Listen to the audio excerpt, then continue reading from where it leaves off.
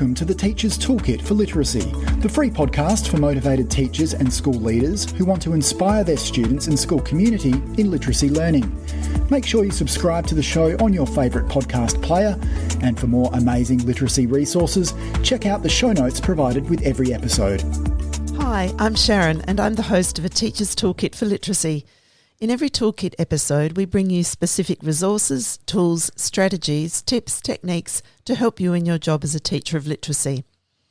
Firstly, we acknowledge and pay our respects to the Kaurna people, the traditional custodians whose ancestral lands we gather on. We acknowledge the deep feelings of attachment and relationship of the Kaurna people to country, and we respect and value their past, present and ongoing connection to the land and cultural beliefs. And welcome, Phil. Welcome everyone to today's podcast, where we delve into the profound insights of Garth Boomer in his closing address at an ALIA literacy conference in 1990. We hope you've had a chance to listen to part 1 and part 2 of our podcasts on Garth to gain some of the background of his astounding influence on education. In this speech, Garth challenges us to rethink power dynamics within the classroom, urging teachers to critically examine their roles and the hidden forces at play. In this thought-provoking speech, he explores the complexities of empowering students, the dangers of rigid theories, and the delicate balance between explicit teaching and the natural flow of learning. Boomer's words resonate with both urgency and hope, reminding us that while the struggle in education is real, with clear strategies and open dialogue, much can be achieved. And over to Garth. Here we go. Ah, love, let us be true to one another. For the world which seems to lie before us like a land of dreams, so various, so beautiful, so new, hath really neither joy, nor love, nor light, nor certitude, nor peace, nor help for pain.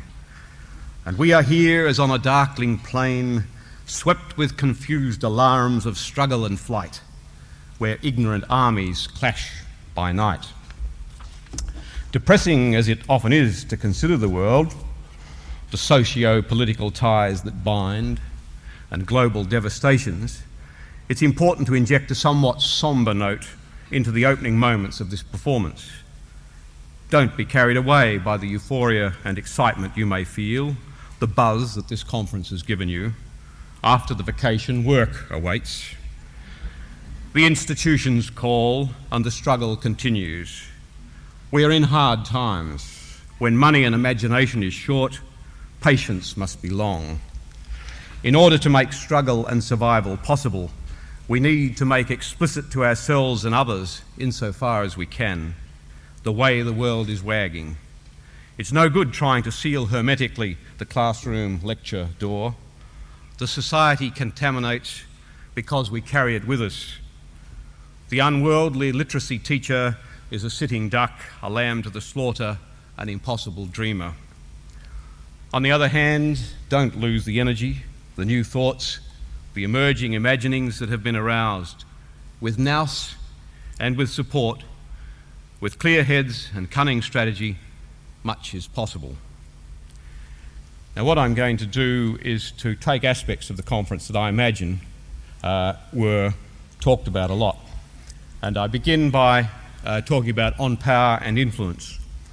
This has been a conference very much about power, a word that, like cliches, can become debased coinage from overuse, an idea worn smooth by the rippling of innumerable minds. We want children to be powerful, but what do we mean? Just in the sense of being able to read and write and speak confidently, with their own voices, as we say in the language education cliches?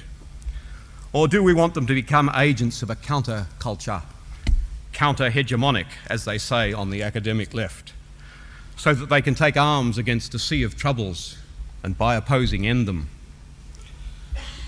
Do we have a sense of powerful individuals, or do we favour a vision of powerful groups? And what of empowerment, fast becoming a word for all seasons? Let's be very careful with the thought that somehow we, as teachers, can make children powerful, or give them power, or even share power with them.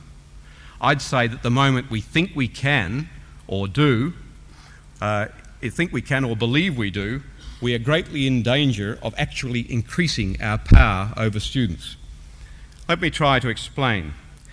If power is somehow thought of as a commodity which teacher has and can pass on, then this is a mighty stupid assumption. Power resides not with persons, nor with any one institution. Power is a force or a coalition of forces that ebb and flow as people, institutions and ideas interact. To use a physics metaphor, there is often, indeed usually, a resultant force, that is, a tendency for the main flow to push in a certain direction. But against this flow, there will be streams of almost chaotic counterflows and cross-currents, such that the hegemonic or resultant power is never allowed to operate purely and simply. This is not to deny the palpable effects of resultant power on the relatively oppressed, but the relatively oppressed rarely take it lying down. Almost always there are at least forms of crypto-resistance and what Foucault has called insurrections of subjugated knowledge. In classrooms, seemingly compliant students may be outwardly compliant, but inwardly withholding their mental labour. The prevalence of such strike action in our schools would probably shock us all if it were known. So let us not be simple in our conception of power, nor self-deluding. Teachers, whether they like it or not, have a range of vested and positional powers. They cannot hand them over. Indeed, in purporting to hand them over, they may be actually dusting over the traces of their power by acting as if they have given power to the children. That is, if I'm right, rather than making explicit the powers that they have and then negotiating, they may be operating unhealthily on implicit power in a regime where superficially it seems that children have increased control. The teacher in such a classroom, however, continues to exert enormous influence by indirections and the subtle use of sanctions and charisma. The effect is that, given the illusion of some choice and control, children in the implicit regime are ironically denied liberating possibilities and rendered naive about the invisible ways in which power is actually operating in the classroom. Consider the Miss Jean Brodys or the Mr. Keatings, the Dead Poets Society of the teaching world. Loved to the point of adulation, they nevertheless disguise an onslaught of irresistible power. You do something to me, something that simply mystifies me. Tell me, why should it be? You have the power to hypnotize me. Let me live 'neath your spell. Do that voodoo that you do so well. Yes, you do something to me that nobody else can do.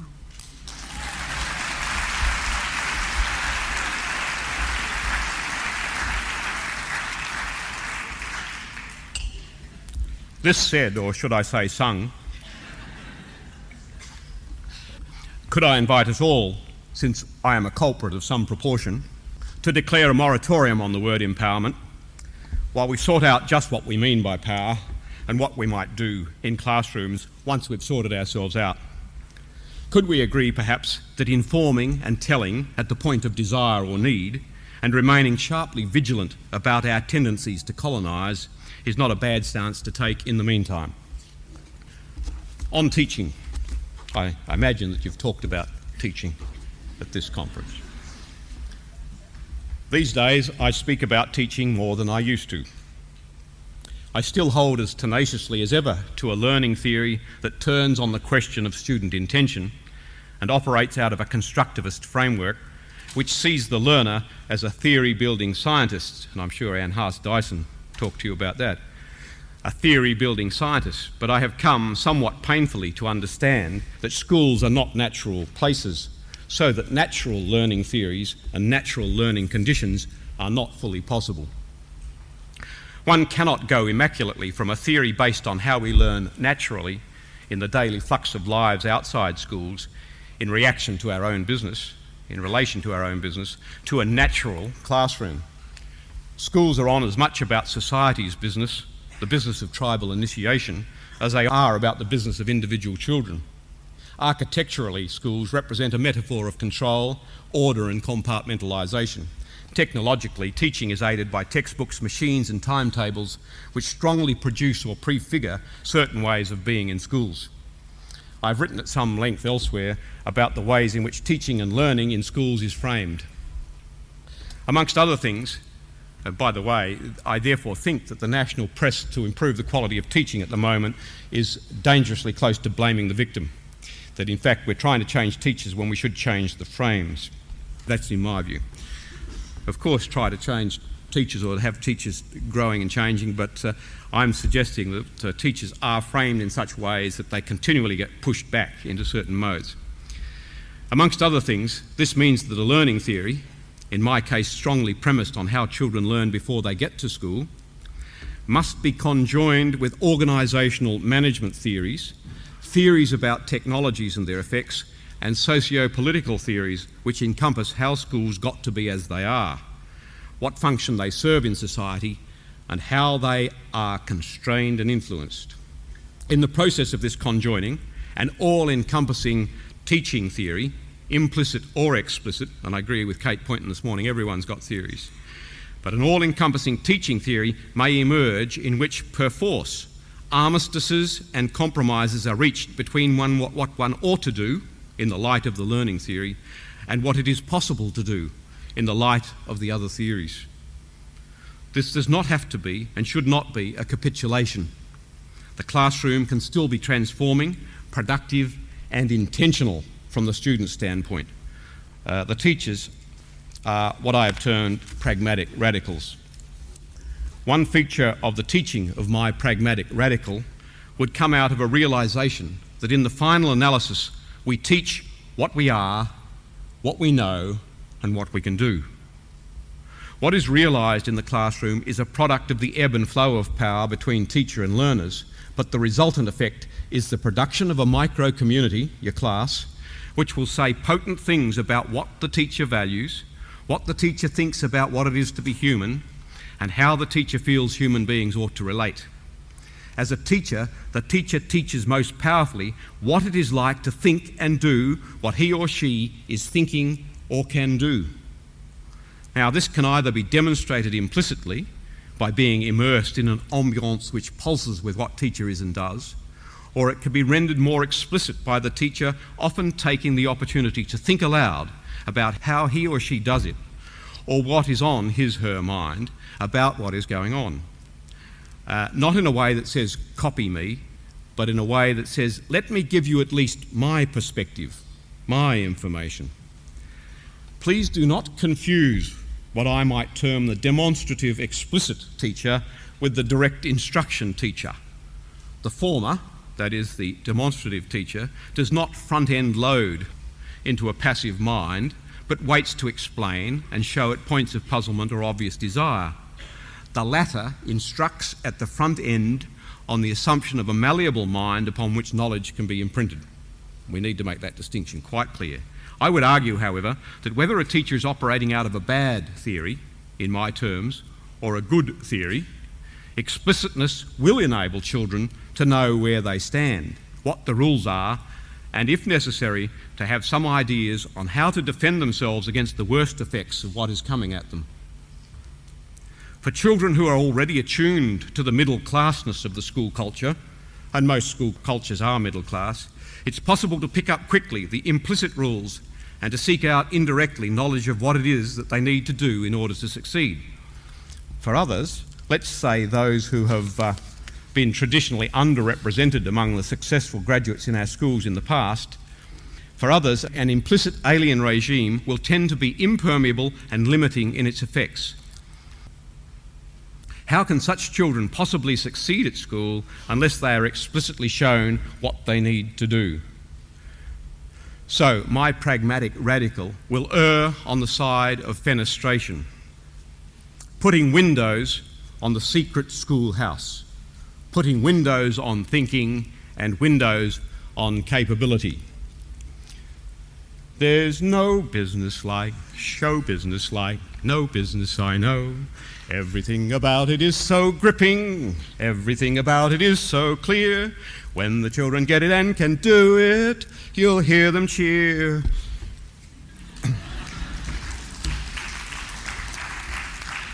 This classroom is no place for emperors and empresses with no clothes. While we're on teaching and learning, we need to recognise the profound differences between the socially interactive classroom and the individual progression classroom. As I depict or imagine them, one is the production of a teacher who knows that human learning is fundamentally social, that learning occurs in contexts where ideas and operations are shared, discussed and reworked. It's also likely to be the product of a teacher who eschews the cult of the individual in the knowledge that individuals are not actually individual, that they are socially constructed and socially, culturally shaped. Without going too far into the postmodern questioning of concepts of self and individual agency, I believe that we need to rethink many of the habits of mind of education, especially the tendency to value the nurturing of autonomous individuals in a Rousseauian paradise of free enterprise. Such habits are often realised in classrooms where notions of difference and individual uniqueness can lead to the deployment of technical virtuosity in keeping individuals working at their own pace on individualised packages and structured learning regimes. Maybe this can work to some extent with the highly motivated convert to school culture, but what of the fringe dwellers put alone in individual posts working on individually structured materials? Now solitaire's the only game in town, and every drill that drills you down. And by yourself it's easy to contend you'll never write again. Another more romantic version of the cult of the individual classroom is based on the metaphor of the child as flower. Provide a rich, open-ended environment, let laissez-faire prevail, and children will discover. School can degenerate into a game of packaging fantasies, too heavenly minded to be of any earthly use. Fly me to the moon, and let me play among the stars. Let me see what fun they have on Jupiter and Mars. In other words, set me free. In other words, let me be. Of course, I'm guilty of caricature and polarisation. Any regime, any method or non-method taken to extremes will be toxic. It's not a clean matter of social equals good, individual equals bad. But if we are to pursue our theme, making it explicit and making it possible, I shall contend that possibility will shrivel and shrink, especially for the traditionally oppressed, in proportion to the degree of individualism in the classroom. If we had time, some of you might wish to join the debate with vigour. I'm not advancing this argument to give legitimacy, by the way, to teachers who stand and deliver to serried classes, nor am I advocating a heartless and antiseptic world which treats all children in the same way. On the contrary, teachers must, in my view, indwell and emphasise with all the imagination they can muster in sensing where the culture of the child, the culture of the institutions, the culture of the teacher and the cultures of other children might intersect, inform each other and open up new cultural horizons. And I'm sure Courtney Kasdan dealt with some of those things.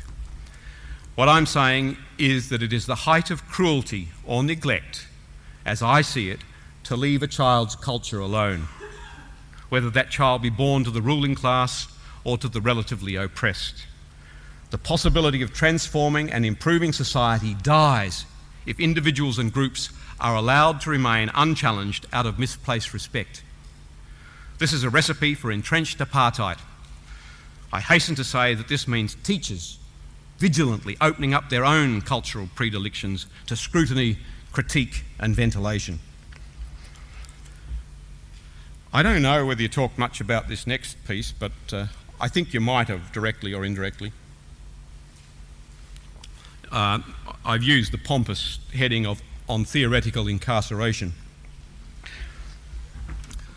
I see similarities between untouched cultures and immaculate theories. The teaching of literacy, language arts, English teaching that is prone to virulent attacks of hand-me-down theory in the form of new approaches.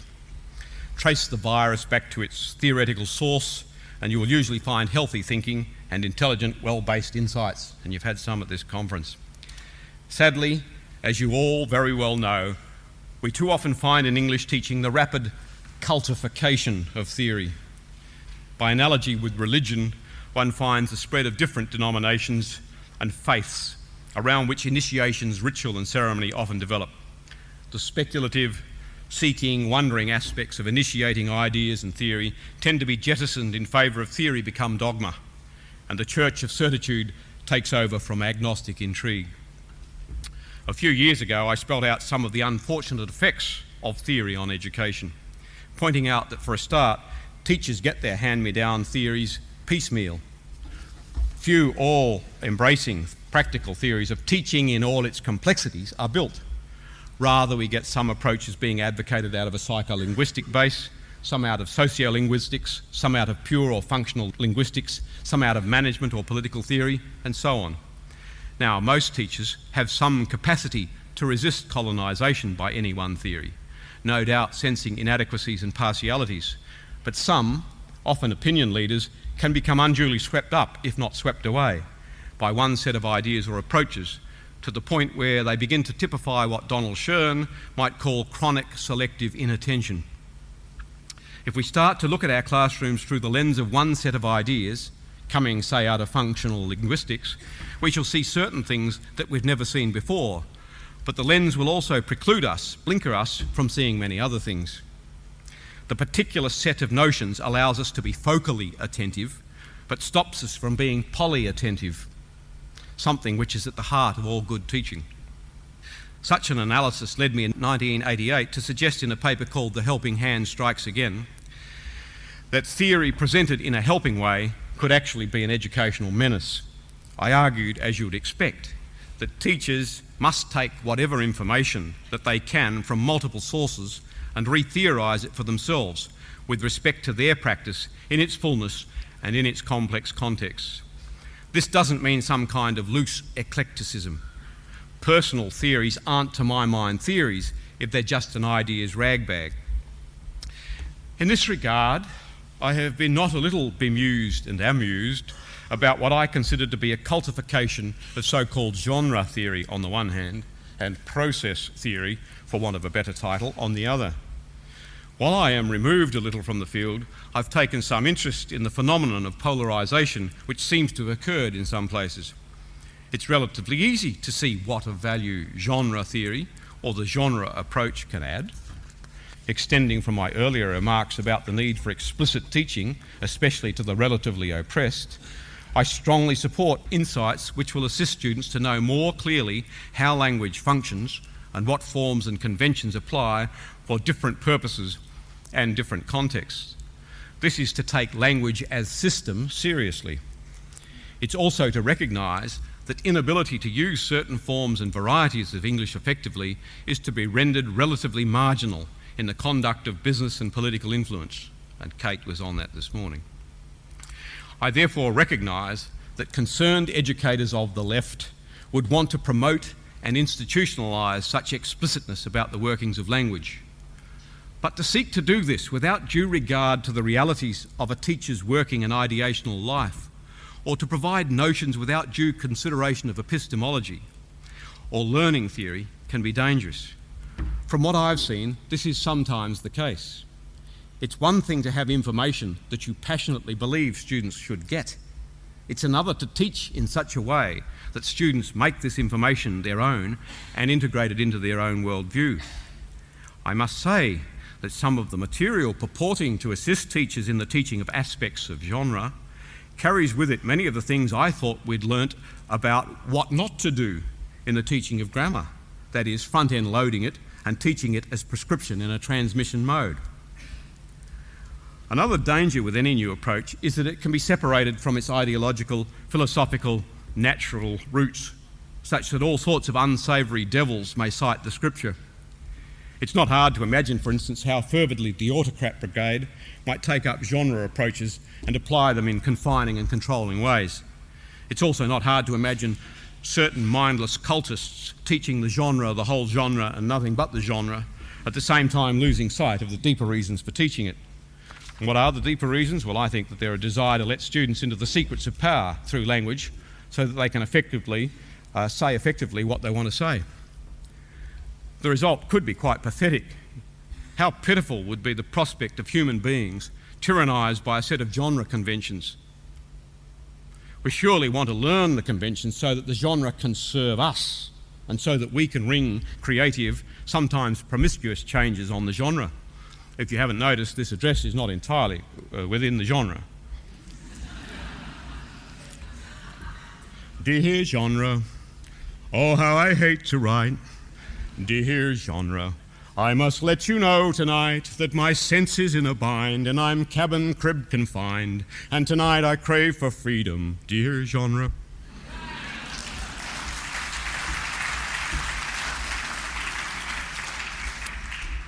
I'm similarly alarmed by those cultists of process who seem to be so open-minded that their brains fell out.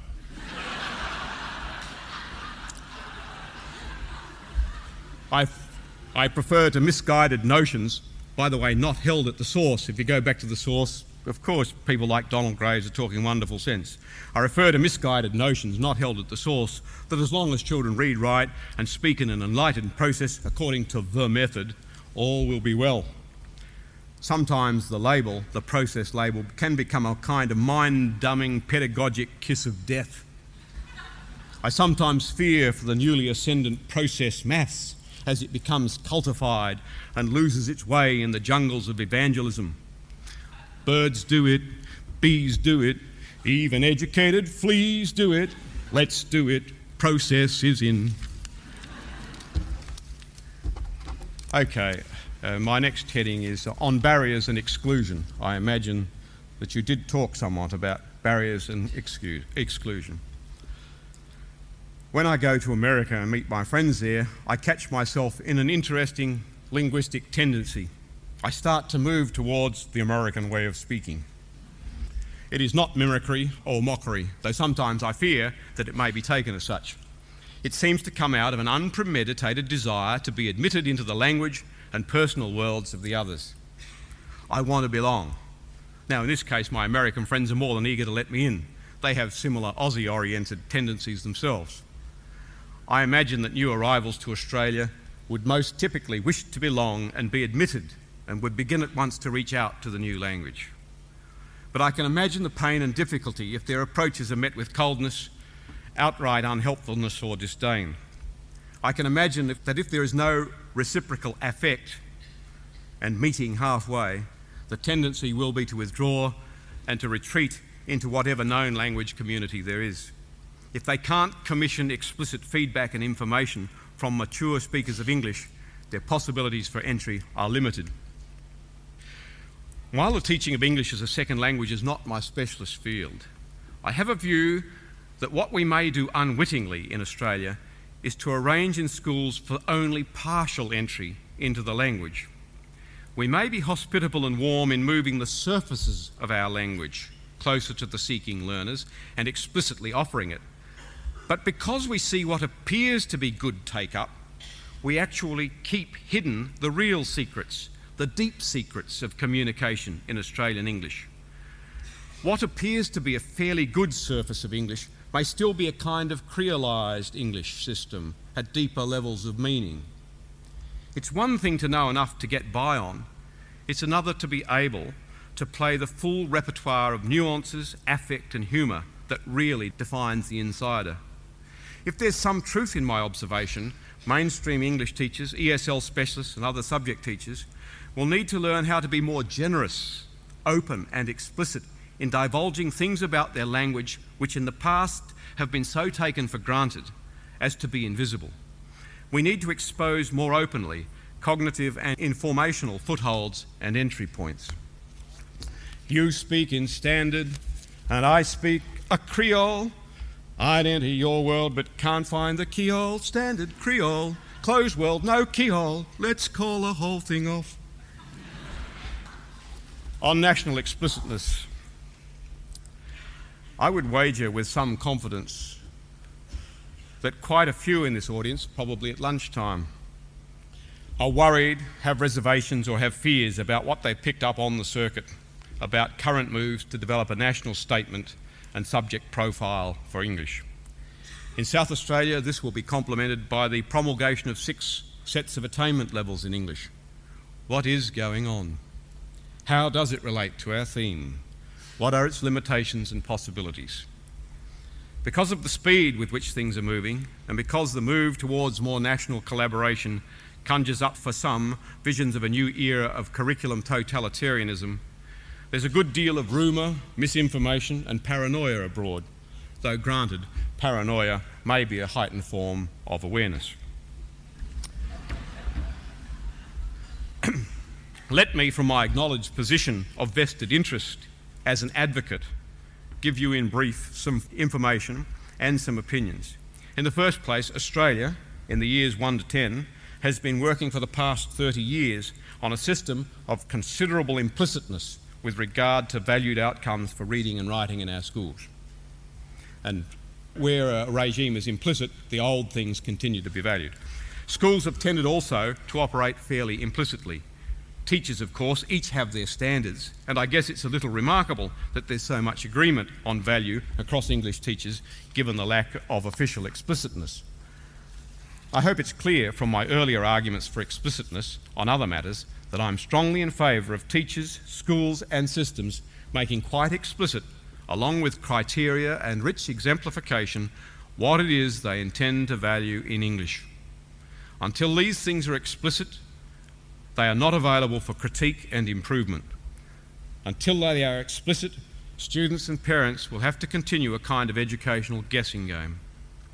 Certainly, many primary schools pride themselves on detailed descriptive assessments, but it needs to be admitted that by and large, we are coming out of an era where we've tended to cover up where children stand in relation to standards and to be often on the verge of prevarication when parents seek more specific feedback on how their children are going. We've had good and valued reasons for fearing the self-fulfilling effect of grading and competitive regimes, but it's now clear that we need to find more explicit, educationally sound, developmental ways of reporting on and accounting for our children's progress. I won't rehearse here other political and economic forces which are conspiring to put pressure on us all to measure up. The key battle, it seems to me, and this is what I want you really to think about, the key battle, it seems to me, will be over where the locus of control of student assessment will reside, within schools, with teachers, or with external testers. The subject profiles work nationally and the attainment levels work locally is based on an approach which has been called standards referenced assessment. This is premised on the view that if standards are built up out of the actual work and practice of teachers, and if they are described, illustrated and exemplified in detail, then teachers, without relying on one-off tests, can make judgments at any point of time about where their children individually stand in relation to those standards. Teachers are observing and mentally recording continuously what children are capable of, and it would be this knowledge, holistically assembled, that they would use in making such judgments should a system seek to get a system-wide view of student attainment. More importantly, however, the subject profiles and attainment levels will provide a rich, detailed and comprehensive reference source for teachers to use in more sophisticated ways in working with students and parents to inform and set achievement goals. Students will be able to look at the kind of work they might be striving to do next. Parents can be shown specifically where strengths and weaknesses occur. But who's going to ensure that these standards reference templates are enlightened, grounded in good practice and value what needs to be valued, you might ask? In the case of both state and national attainments, project officers selected for their track record as good English educators are working with systems espousals about what they value, and by the way, systems espousals are very good. So they're working with English educators who have a track record with systems espousals about what they value to embody these in standards, that is, to make the systems espousals be reflected in what we're going to actually value for the first time. For example, if the systems value talk in small groups, how shall we embody and exemplify this? As draft work is done, Systems and system networks will critique it and field test it in schools for credibility. Nationally and at state system levels, the professional associations, including ARA, have been invited to respond, advise and critique. When eventually promulgated, they will not be etched in stone. Clearly, there will be a need to review and settle down the work in the light of broader feedback from schools. I acknowledge that there'll need to be safeguards, and this does not necessarily head off national testing. But I also contend that the documents, when prepared, will be, and I hope you would agree, will be the most eagerly devoured and debated curriculum documents ever produced in English language in Australia. They will institutionalise and publicly value the very things your association has fought for years. They will broaden possibilities and create productive anxieties for teachers who've been performing precariously on a narrow curriculum gymnastic beam. They will stimulate innovation and new ideas by providing national windows on good assessment practice. Or so I believe. This is not meant to co-opt or muffle your critiques, but I hope it does serve to suggest that the national work underway could make a significant contribution to making it explicit and making it possible in ways which rightly keep teachers at the forefront in terms of professional judgments about student performance. Of course, there is nothing either good or bad, but thinking or acting makes it so. You and I can both imagine all too easily a school which has decided to take the labels of the 6 attainment levels very literally and very tellingly by endorsing the grouping and streaming of children according to official attainment levels. Heaven forbid. But it will no doubt be done in some places. All that systems can do is to make it as close to illegal as possible. But just to remind you, that it can be dangerous, I invite you to sing along with me. We might have a little round.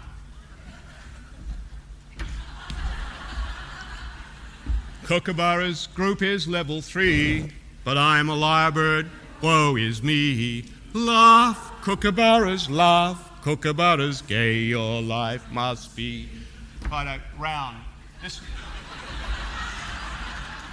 over here will kick off. This group to about the middle here, second. Then over to here, third, fourth. Away we go.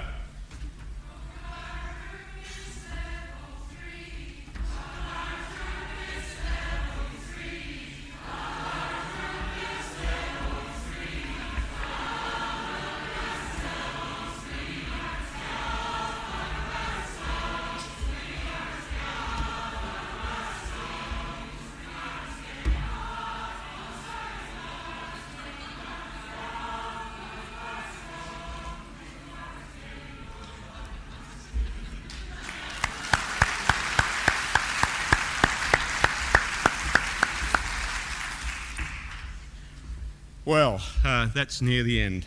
Conclusion. And I think it is very important for us to remember that no matter what comes out, there will always be this attempt to reify, to label, to stick people back in boxes. And I think it wouldn't be a bad idea around Australia as the attainment levels or profiles come out to sing this kind of song, to remind people of the lyrebirds of this world. Conclusion. This performance has been an improvisation upon the theme of making it explicit, making it possible, built on an imagining of what has gone on at this conference over the past 4 days, with apologies and thanks to Dennis Potter and many other lyrical genreists. I began on a sombre note, reminding you of hard times. The question as we end is, what now? I hope that I have suggested hope rather than despair.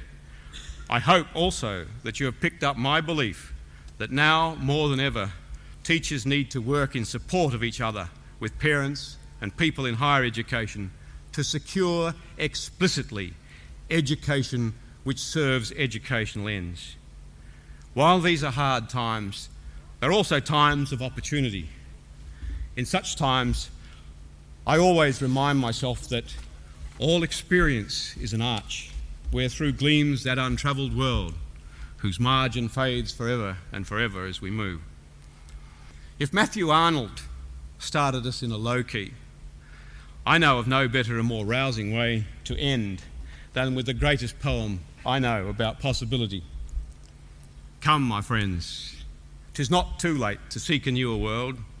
Push off, and sitting well in order, smite the sounding furrows. For my purpose holds to sail beyond the sunset and the baths of all the western stars until I die.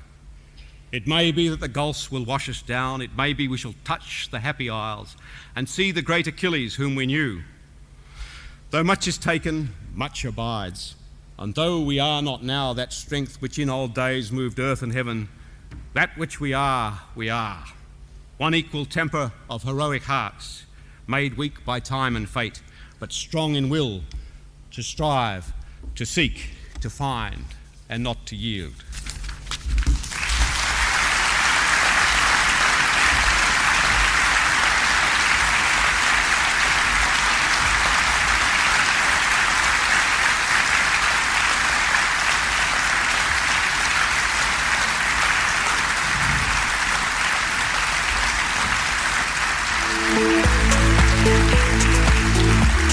Thanks for listening to the podcast. To make sure you don't miss any literacy learning tips and insights, please subscribe to our show on your favourite podcast player. At Q Learning, our literacy specialists draw on over 30 years of teaching and international consulting experience to deliver world-class learning solutions. We equip, empower and support teachers to become their authentic selves. To find out about upcoming webinars and about how Q can help you and your school, visit qlearning.com.au.